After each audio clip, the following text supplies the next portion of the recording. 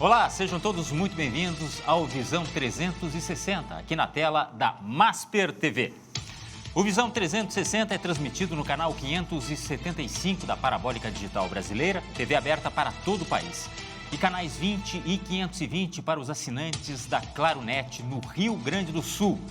Você também pode nos acompanhar ao vivo pela nossa página na internet e em mais 127 provedores espalhados pelo mundo.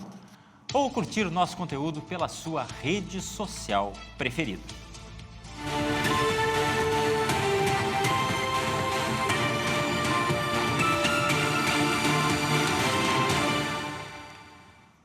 Na pauta de hoje do Visão 360, a saúde da mulher. Março Lilás, Março Amarelo. Mas o que significam exatamente? Recebemos presencialmente, aqui no estúdio, Marcelo Lontra, médico, especialista nesses assuntos, que vai nos informar, nos dar luz a respeito destas duas campanhas, podemos dizer assim. No mesmo mês, Março Lilás e Março Amarelo. Logicamente que a gente deve pensar o ano inteiro, mas imagino que seja muito significativo ter estas definições para a gente pensar um pouco mais, refletir sobre o que significa isso. Muito obrigado por sua presença. Muito obrigado, Glauco. Um prazer imenso estar aqui no programa, que tem hoje uma audiência muito grande dentro do nosso estado, em especial, né? E, então, basicamente, assim, a gente está aqui hoje para falar de um tema de extrema relevância, que é o mês março, né? Onde a gente tem a prevenção, um mês que trabalha muito a prevenção e a conscientização do câncer do colo de útero, mas também de uma outra doença, que não é uma doença oncológica, uma doença inflamatória, uma doença benigna, que é a endometriose, que também é uma doença que afeta 1 em cada 10 mulheres no nosso país. Então, é um momento oportuno para a gente trazer esse assunto para debater as principais causas, prevenção, tratamento e como a gente deve abordar essas pacientes de um ponto de vista global. Prevenção. Essa é a palavra. E uma forma de prestação de serviço também do Visão 360. É já já. Antes tem as notícias do dia no Momento 360.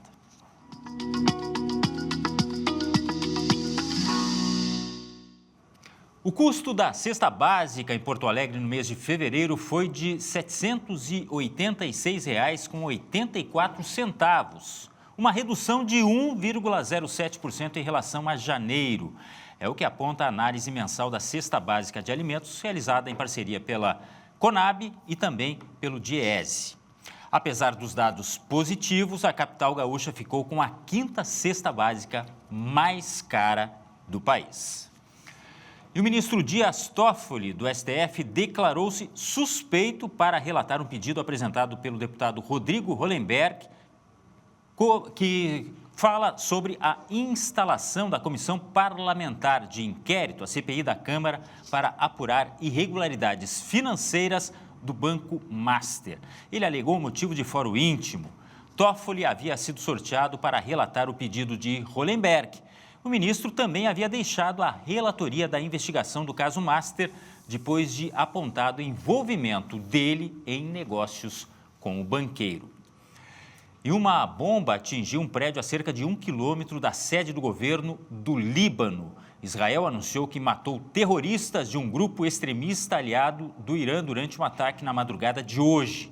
Enquanto isso, o presidente Luiz Inácio Lula da Silva assinou um decreto presidencial zerando as alíquotas do PIS e do CONFINS sobre a importação e comercialização do diesel e assinou medida provisória com subvenção ao combustível para produtores e importadores. Tudo isso para que não haja falta de combustível, algo que já está sendo registrado. E mais, preços exorbitantes, mesmo que a Agência Nacional do Petróleo diga que não há falta de estoques.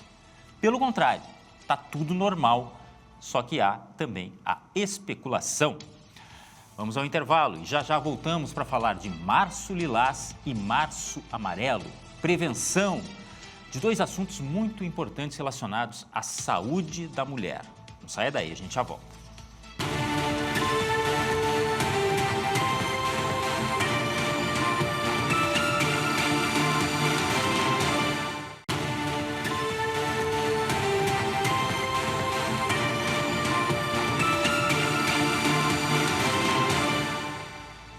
Visão 360 de volta falando sobre Março Lilás e Março Amarelo.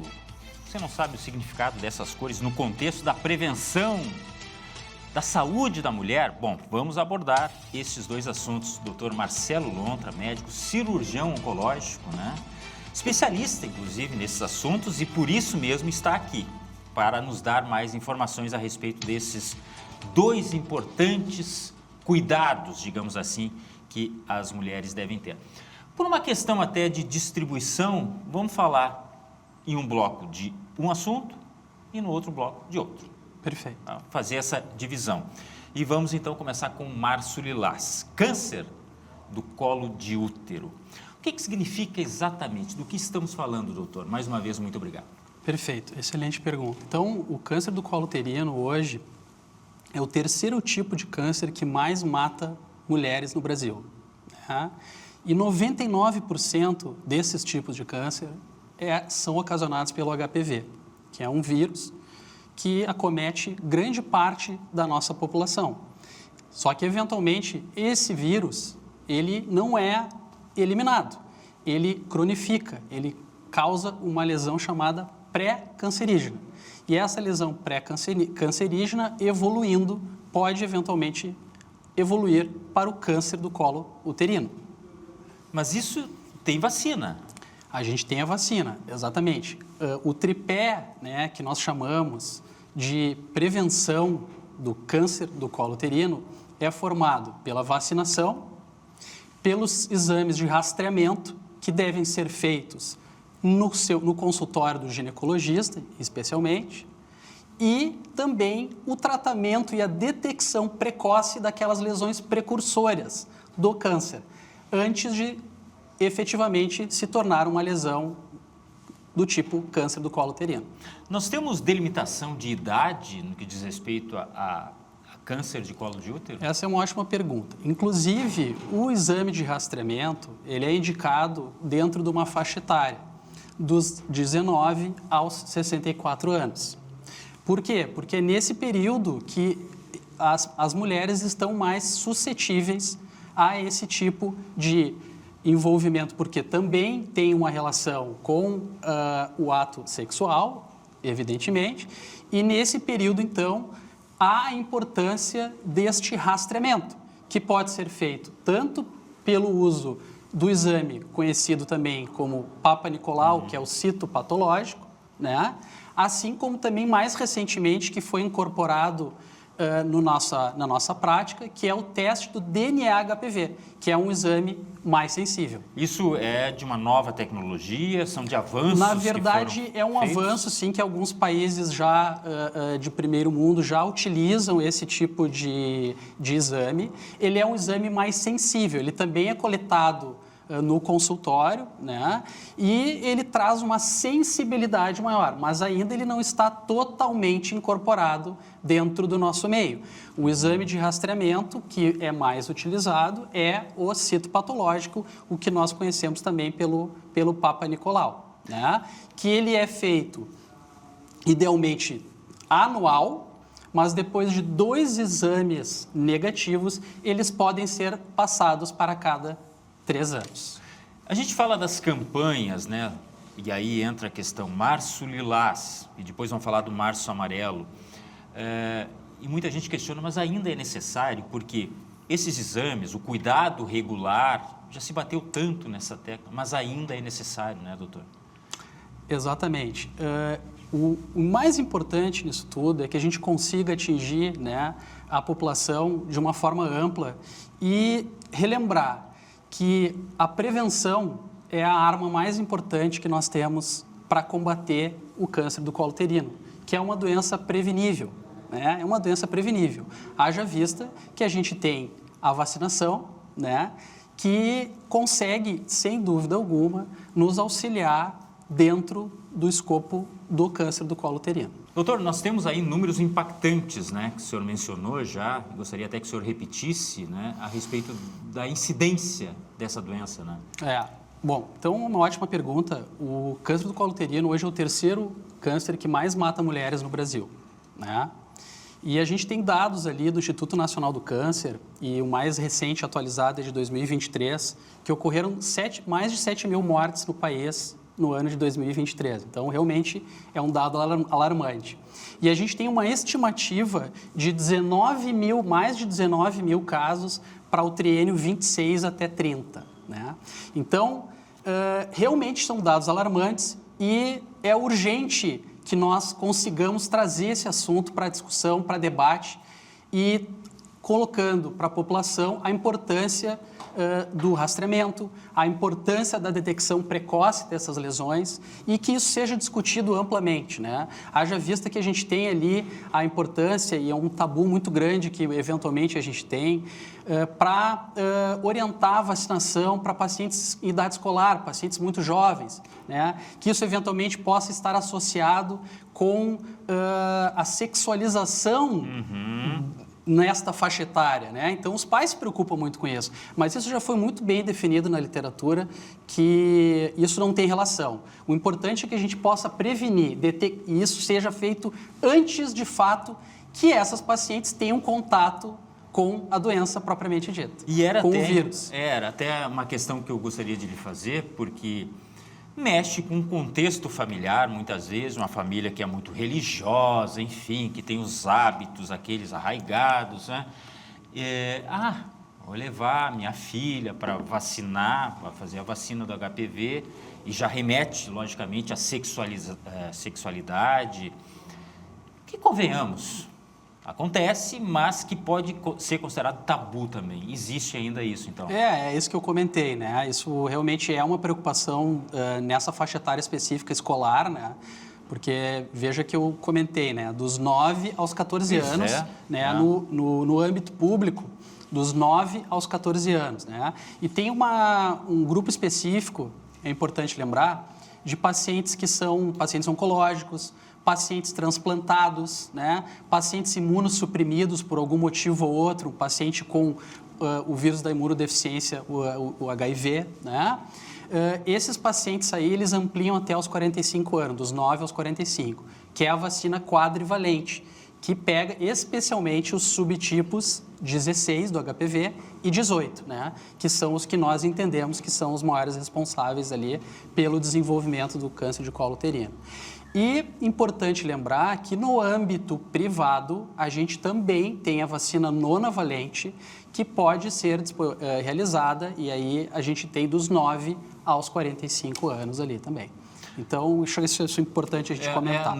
É muito importante, mas do ponto de vista da saúde pública no Brasil hoje, as pessoas têm acesso à vacinação, têm acesso a tratamento, e aí eu queria lhe perguntar a respeito do tratamento para pacientes com câncer de colo. Perfeito.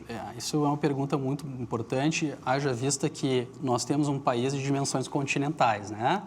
Então, eventualmente, centros menores, o Brasil interiorizado, né? A parte do interior do nosso país, eventualmente não tem acesso de uma forma tão rápida como nos grandes centros. Então, realmente, assim, é um desafio muito grande. Primeiro, a vacinação, né? O estado do Rio Grande do Sul, em 2024, tem uma publicação que foi o 4º estado em casos de câncer de colo uterino no Brasil. 4º lugar no país, né? Então, isso se deve, eventualmente, sim, por conta de ainda uma deficiência que nós temos na vacinação, né? Especialmente na vacinação. Então, temos espaço para discutir, para melhorar ainda muito essa questão aí. E em relação ao tratamento, lamentavelmente, muitas vezes a gente acaba, dentro do Sistema Único de Saúde, nos deparando com pacientes que já estão num estágio mais avançado da doença, digamos assim, né? E a partir do momento que a gente diagnostica esses tumores nos estágios mais avançados, não é que a gente não vai ter como tratar, a gente tem ferramentas, a gente tem estratégias para atuar nesse grupo de pacientes também. Mas, sem dúvida alguma, a gente conseguindo detectar precocemente e atingir essas pacientes e tratá-las, a gente vai ter impactos significativos na sobrevida, sem dúvida alguma, dessas pacientes. Então, a importância da vacinação, né, eu acho que a gente tem que frisar bastante nesse ponto, Glauco, porque ainda nós temos espaço para uma disseminação de conhecimento nesse cenário. E eu lembrei outra coisa, não é objeto da nossa entrevista, do sexo masculino também tem a vacina disponível, HPV, né? Sem dúvida. Os meninos podem e devem ser vacinados, está na rede pública. Fiz isso, inclusive, com o meu filho, uma questão de prevenção também. Claro. Mas agora, voltando para a nossa pauta, esse dado do Rio Grande do Sul, de ser o 4º estado do país com mais casos, lhe surpreendeu ou não? Me surpreendeu porque, em tese, nós temos um estado que, do ponto de vista até, inclusive, de índice de desenvolvimento humano, nós estamos num patamar superior a outros estados. O que acontece, Glauco? Eventualmente, a gente pode ter um viés de informação em determinados casos. Por que eu digo isso? Porque como nós temos, digamos assim, uma estatística mais presente dentro do nosso sistema de saúde no estado, a gente pode, em determinados estados, não ter uma estatística que está condizente com a realidade, fidedigna com os dados reais, e aí a gente pode ter uma falsa impressão, que aqui a gente pode estar muito atrás de países, de estados que não são tão desenvolvidos, né? Mas isso acontece, a gente tem, isso aí é um dado que a gente tem documentado, né? O senhor é um especialista no assunto e deve tratar muitos casos nesse sentido. Como é que é feito um tratamento para quem tem o câncer? Perfeito. O tratamento em estágios iniciais, ele está muito fundamentado no tratamento cirúrgico, né? A gente tem 2 cenários distintos, né? No tratamento cirúrgico do câncer de colo uterino inicial, a gente pode lançar mão, inclusive, de recursos que são preservadores da fertilidade, que são cirurgias conservadoras em pacientes que ainda desejam engravidar. E a gente, sim, tem espaço, em determinados momentos, para lançar mão de uma estratégia preservadora da fertilidade. Claro que nos estágios precoces da doença, né? E, em outros casos, sim, a gente precisa lançar mão de estratégias naquelas pacientes que não têm desejo de preservação de fertilidade, em tumores precoces, a gente propicia um tratamento cirúrgico com a retirada do útero, fundamentalmente, né? Em casos mais avançados, e isso é importante, que hoje a oncologia, a gente não tem espaço para discussões unilaterais.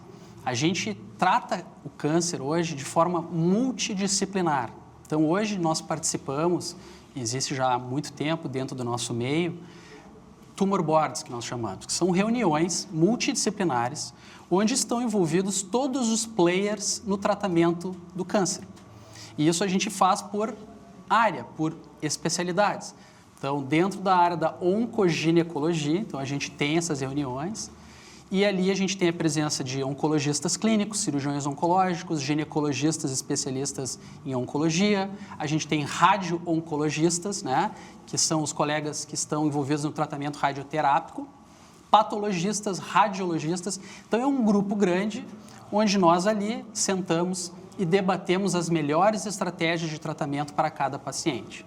E, para casos mais avançados, né, a gente tem o recurso da radioterapia associado à quimioterapia, né? E em determinados momentos, a imunoterapia, que é uma outra estratégia também de tratamento para essas pacientes mais recentemente. Então, a gente tem sim um arsenal terapêutico bem amplo, e isso vai variar de acordo com o estágio evolutivo da doença. Por isso é importante essa reunião multidisciplinar, por isso a importância de que esses casos sejam discutidos em âmbito de colegas que são especialistas nesta área, né? Para a gente poder estabelecer a melhor estratégia de tratamento. Eu estava pensando aqui, doutor, é uma questão que afeta diretamente a autoestima também, fazendo um paralelo. Eu não gosto muito da comparação, mas o câncer de mama também é outro exemplo, né? Que a mulher, além de ter uma doença com esse nome terrível, que muitas pacientes não gostam nem de falar esse nome, mas que tem também a questão da autoestima, que, né, mexe com, no caso da mama, com a aparência, no caso do câncer do colo de útero, mexe com a possibilidade de uma pessoa vir a engravidar. Então, é muito bom saber que o avanço, né, do tratamento permite, inclusive, em alguns casos, que se mantenha essa possibilidade. Isso é muito importante. Né? Exatamente. Então, como eu lhe falei anteriormente, a gente precisa enxergar e entender bem quais são essas pacientes elegíveis, evidentemente, a esse tipo de estratégia, né? Como eu falei, então, nos tumores precoces, pacientes com estágios evolutivos da doença, né, para entender bem, precoce, a gente consegue lançar mão dessa estratégia. Mas deixa eu lhe perguntar já, aproveitando já o gancho aqui, não vou deixar escapar essa... Como é que a paciente pode suspeitar? É só pelo exame regular? Exatamente. A gente tem alguns sinais de alerta, né? Muitas vezes a dor, né? A dor até no ato sexual, né? Isso pode ser um sinal de alerta. Eventualmente sangramento vaginal, né? Fora do período menstrual, né? Isso pode ser um sinal de alerta, sim. E o mais importante, Glauco, é que um fator de risco que nós falamos muito, né, em todos os fóruns a gente discute, que é aquela paciente que não está religiosamente visitando o seu ginecologista, né, o seu médico especialista que atua nesse cenário. Porque a detecção precoce que é o que vai muitas vezes garantir esta condição, no caso de preservação de fertilidade, de uma estratégia mais conservadora, digamos assim. Né? Uhum. Então, sinais de alerta, sim, é importante a gente estar atento e identificar. Tem esse grupo de risco, que é o grupo de pacientes que não estão seguindo rigorosamente um regime de consultas rotineiras e recorrentes com o seu ginecologista. Então, esse detalhe é fundamental, né? Mas até fiz essa questão, e o senhor vai entender, pelo seguinte, eu imagino que existam mulheres que ainda não fazem acompanhamento regular da própria saúde. Estou errado? Sem dúvida alguma, existem.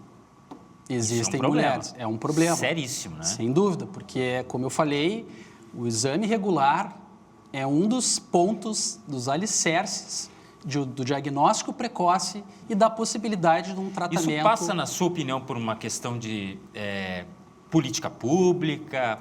Como é que viria mais essa conscientização? Porque, assim, a gente faz campanha, vocês, enquanto profissionais da saúde, sempre alertam, mas tem uma parcela da população que não tem acesso realmente, né?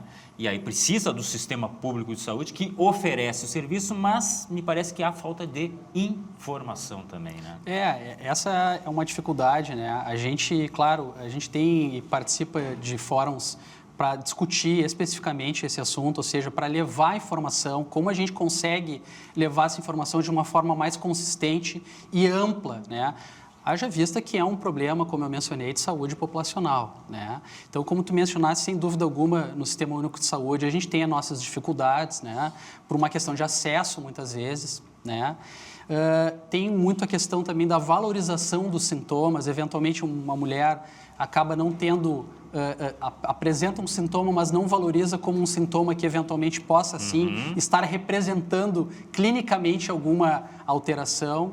Então, existe espaço, sim, para a gente poder levar mais informação, para a gente conseguir ampliar o conhecimento, porque essa aqui é a grande chave para a gente solucionar essa questão. Nós temos instituições que são referenciais aqui no Rio Grande do Sul, ou este tratamento, há um atendimento vasto no que diz respeito a hospitais, enfim? Perfeito.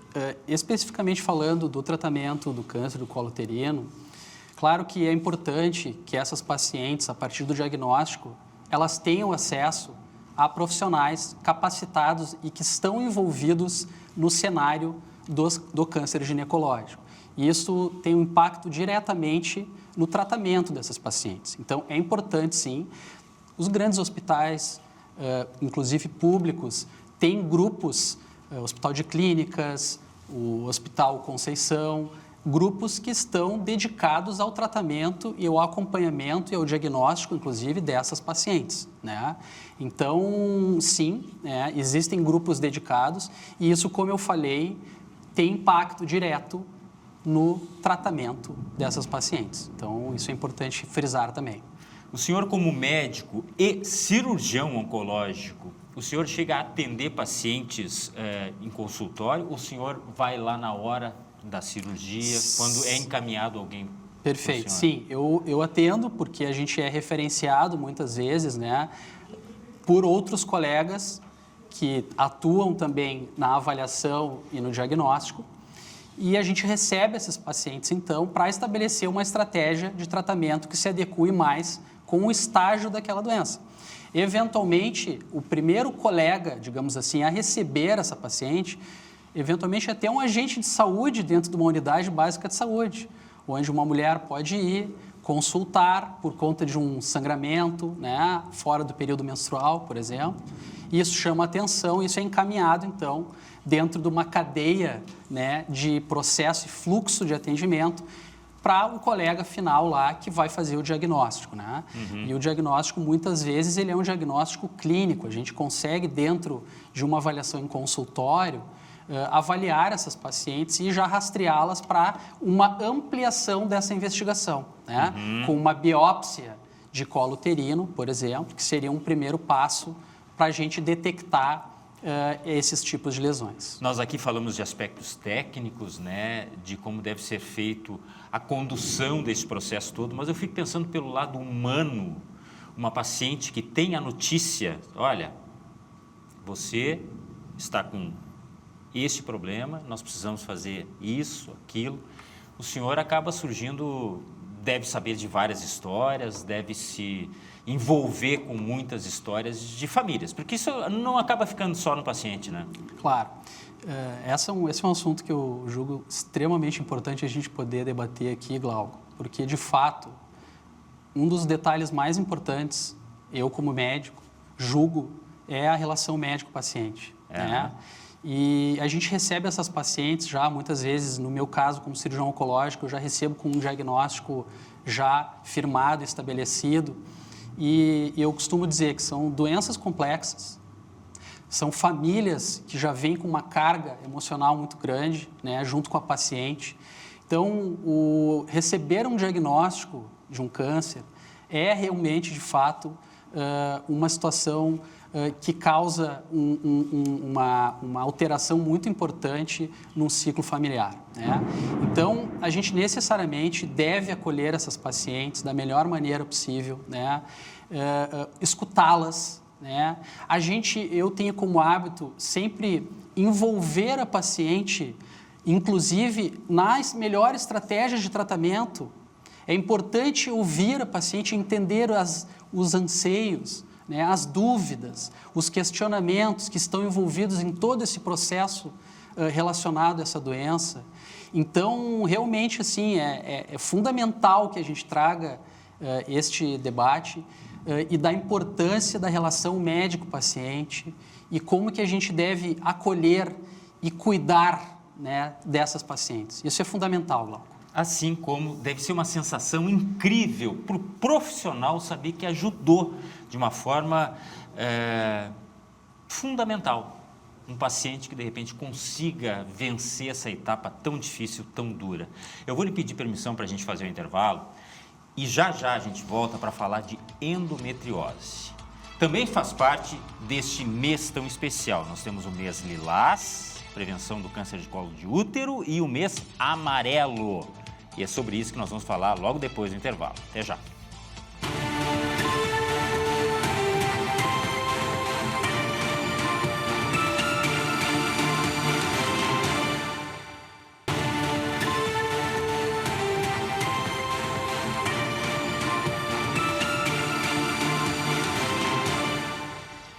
Visão 360 de hoje fala de saúde. Março Lilás e Março Amarelo, um mês dedicado à prevenção da saúde da mulher. Falamos no bloco anterior do câncer do colo de útero e agora Março Amarelo, de prevenção da endometriose. Bom, eu vou lhe pedir permissão, Dr. Marcelo Lontra, que é cirurgião oncológico, para me explicar o que significa a endometriose. Perfeito. Então, a endometriose é uma doença complexa, multifatorial, inflamatória, uma doença A gente falou no primeiro bloco sobre câncer do colo uterino, uma doença maligna, câncer, né? Agora a gente está falando de uma doença benigna, né? Mas que nós, cirurgiões, a gente sempre comenta que a endometriose, ela se aproxima muito, eventualmente, do que nós vemos no dia a dia do câncer por conta do comportamento que ela pode assumir em determinadas situações. Então, a endometriose, como eu falei no início, é uma doença inflamatória que acomete em torno de uma entre 10 pessoas, essa estatística que a gente tem. Mas não é pouco, né? Não é pouco. Dessas pacientes, Glauco, 57% delas, elas vão ter dor crônica, que a gente vai abordar esse assunto hoje ao longo da nossa conversa. E dessas pacientes também, com o diagnóstico de endometriose, traz um outro tema de fundamental relevância, que é a infertilidade. 30%, até 30% dessas pacientes podem ter infertilidade. Então, realmente também é um outro tema que é muito importante que a gente consiga debater e levar informação também, porque é uma doença que tem uma prevalência considerável no nosso meio. E o que significa no organismo?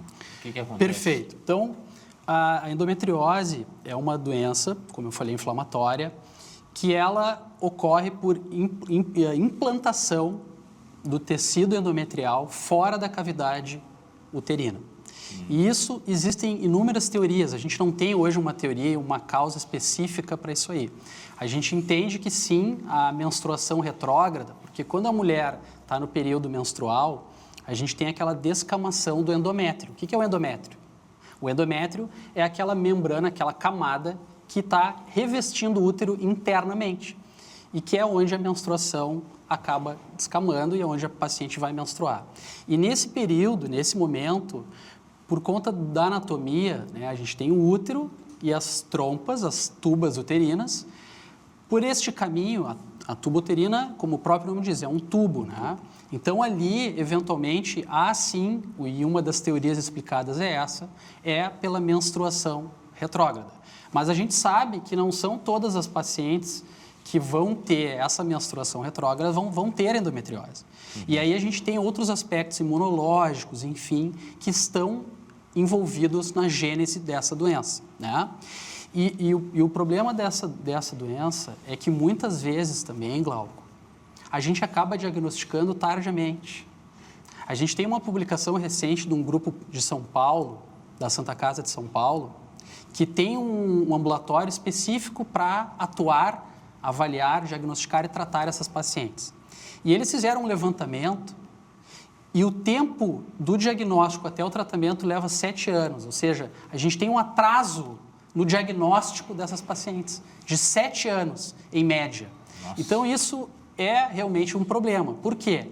Porque a gente conseguindo também detectar precocemente, a gente vai conseguir atuar de uma forma mais conservadora.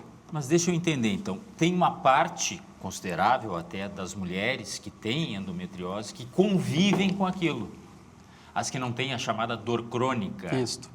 E esse atraso seria justamente porque os sintomas não são lá tão intensos e a paciente, inclusive, não sabe que Exato. tem isso e não procura, logicamente, o tratamento? Claro, perfeito. O que acontece? A gente tem um outro dado importante que nos últimos anos, a gente de fato vem tendo mais diagnósticos de pacientes de endometriose. E isso está associado a alguns fatores. O primeiro deles qual é? De fato, as mulheres, com a informação, com a disseminação da informação, acabam valorizando mais esses quadros de dor, né?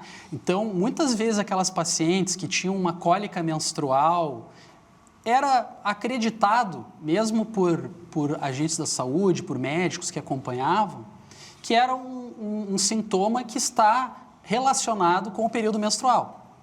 Mas a questão principal é a dor no período menstrual incapacitante, a cólica menstrual, aquela incapacitante é essa que nós devemos ter atenção. E isso, com a informação, a gente conseguiu diagnosticar mais. O outro ponto é, sem dúvida alguma, a melhoria dos exames diagnósticos. E é isso que eu gostaria de comentar agora. A gente, para falar sobre o diagnóstico, né? Como que a gente vai diagnosticar essas pacientes, né?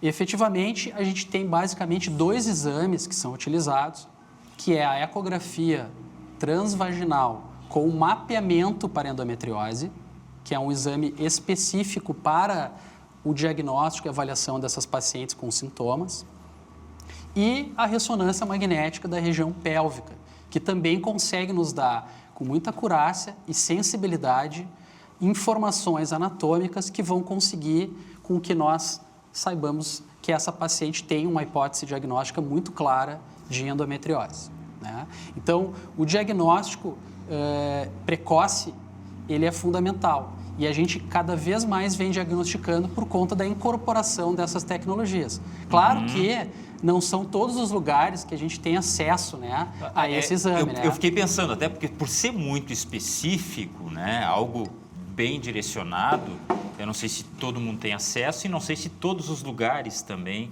têm a mesma capacidade de atender a essa demanda. Perfeito. O exame de ecografia transvaginal, ele consegue, sim, eventualmente detectar, mas ele tem uma acurácia reduzida, evidentemente, em comparação com o exame de mapeamento. Ele consegue detectar, basicamente, com maior acurácia, pacientes que já têm doença no ovário, que é o que a gente chama do endometrioma, que é o comprometimento da endometriose nos ovários. E isso, uma ecografia transvaginal ou, eventualmente, uma ecografia do abdômen, simples, né? É um exame que a gente consegue, sim, detectar.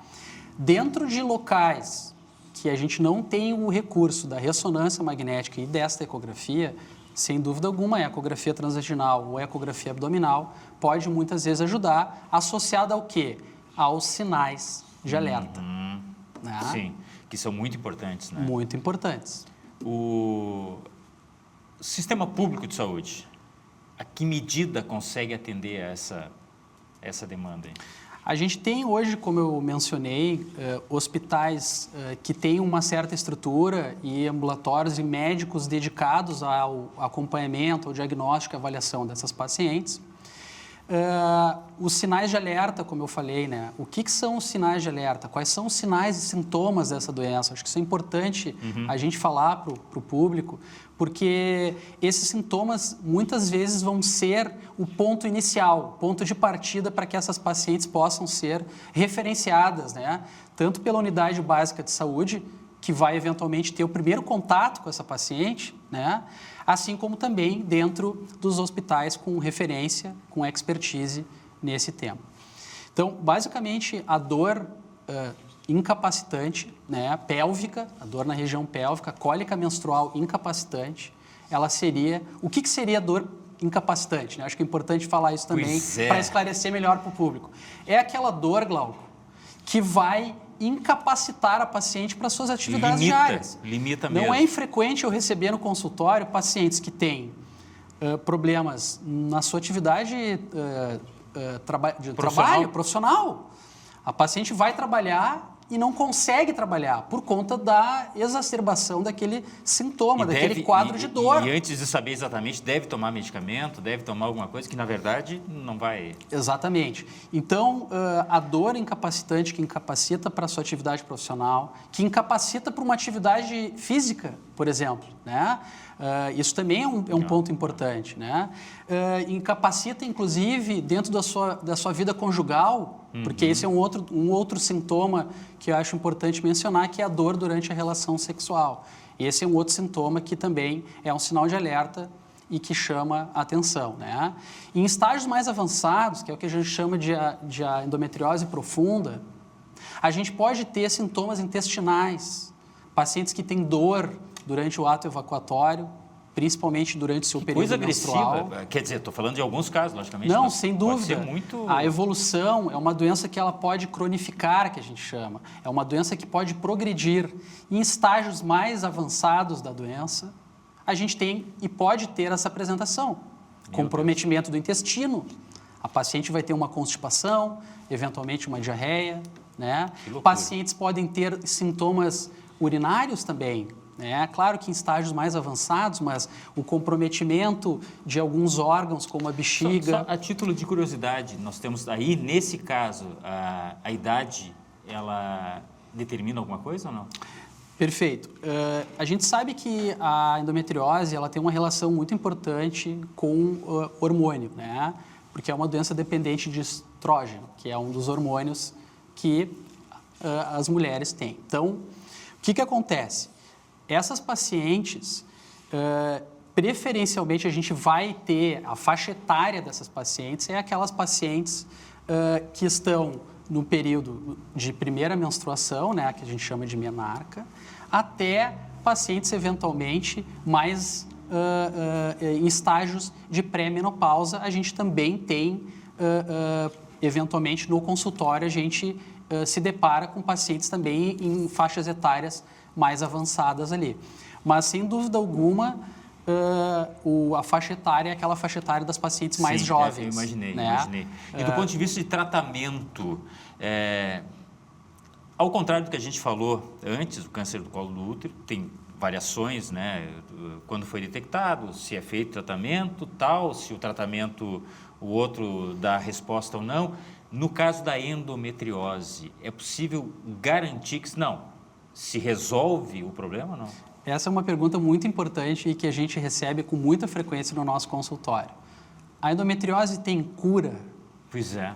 A gente diz que a gente não temos cura oficialmente. A gente não pode dizer que a paciente fica curada. A gente diz sim que a paciente vai ter uma melhora na qualidade de vida, que a paciente vai ter um controle dos seus sintomas, mas a gente tem sim a possibilidade dessa doença, após um tratamento completo, dessa doença poder retornar, dela se reapresentar de alguma forma.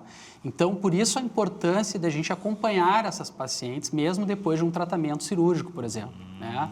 E aí tu estavas mencionando na questão do tratamento. A gente divide basicamente em tratamento clínico, né, que está muito relacionado com a utilização de alguns medicamentos hormonais, né, e que eventualmente a gente pode lançar mão desse recurso, e o tratamento cirúrgico, que está mais realmente relacionado na falha do tratamento clínico, muitas vezes, mas também em estágios mais evolutivos da doença, com comprometimento de órgãos adjacentes, né, como o intestino, como a bexiga, o ureter, né, o assoalho pélvico, né, da paciente.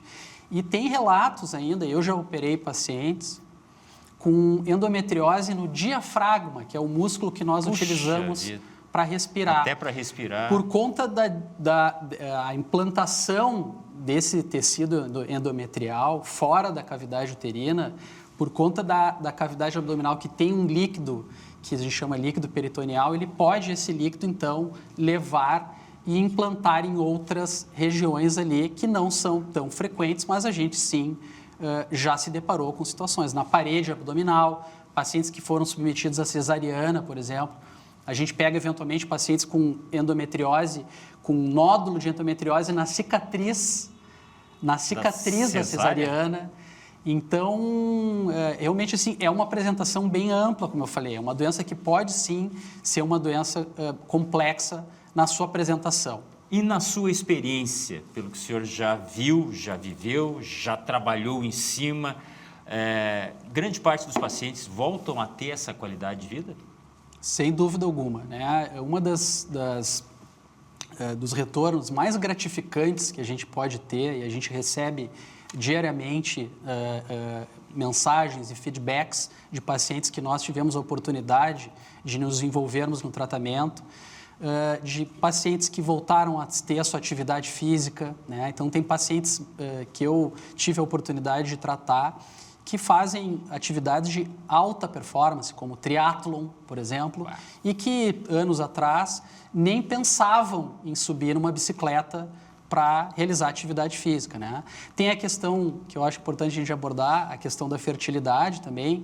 A gente recebe, e é muito curioso e muito gratificante, Glauco, quando a gente recebe uma paciente mandando um resultado de gravidez, que estão grávidas, né? Imagino. Então, isso é muito bacana e realmente, sim, a gente, diariamente, nós que nos dedicamos ao tratamento dessa doença, a gente tem esse momento que é muito gratificante, que é do retorno da paciente durante o seu acompanhamento e que elas estão com seus sintomas resolvidos. Uma paciente que tem como um dos sonhos ser mãe, né? E, de repente, isso limita muito.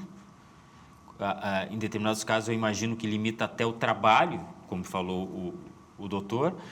ter uma possibilidade de voltar a fazer as coisas e depois ter como resultado maior a realização deste sonho. Exato. Mas a exemplo do câncer de colo do útero, que nós falamos no bloco anterior, há também falta de informação no que diz respeito à endometriose? Eu acredito que sim, eu acredito que a gente pode sim. Claro que hoje a gente tem, por exemplo, a gente tem a Sociedade Brasileira de Endometriose, a gente tem várias entidades médicas que estão muito envolvidas, a FEBRASGO, né, que é a Federação Brasileira de Ginecologia e Obstetrícia. A gente tem recursos para buscar essa informação. E essas entidades, elas desenvolvem campanhas de conscientização em todo o nosso país para levar a informação, né? Mas claro que, como eu falei, um país de dimensões continentais, a gente sempre vai ter espaço a levar essa informação de uma forma mais consistente, né? Eventualmente, políticas públicas que possam levar essa informação, inclusive nas escolas, nas universidades, né? Atentando essas mulheres para sinais de alarme, sintomatologia, quando procurar um especialista, né? Quando procurar um especialista ou quando procurar o seu ginecologista e conseguir relatar de uma forma estruturada estes sintomas que chamam a atenção e que estão um pouco fora do normal. Então, sim, a gente entende que tem espaço para a gente ter mais divulgação, né? Levar mais a informação de uma forma consistente e objetiva. E dentro deste processo está o Março Lilás e o Março Amarelo, que a gente trouxe como assunto aqui no Visão 360 hoje.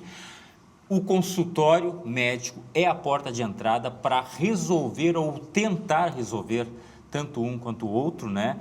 Eu quero agradecer muito a presença do Dr. Marcelo Lontra, que é cirurgião, oncologista, que nos ajudou a esclarecer. Muito obrigado. E fica aqui o recado, né? Para as mulheres fazerem esse acompanhamento, buscar ajuda médica, ajuda profissional, né, doutor? Sem dúvida alguma. Muito obrigado. Então, foi uma honra, uma alegria muito grande estar aqui hoje, podendo dividir esse debate aqui contigo de dois temas de extrema relevância, né? Aproveitando o nosso mês e não podemos nos esquecer, né? Nós estamos no mês da mulher também. Exato, né? Exato. E isso é muito importante a gente falar e muito obrigado pela oportunidade. E é importante que esse tema ele seja de forma recorrente, a gente traga isso para debate, para discussão, né?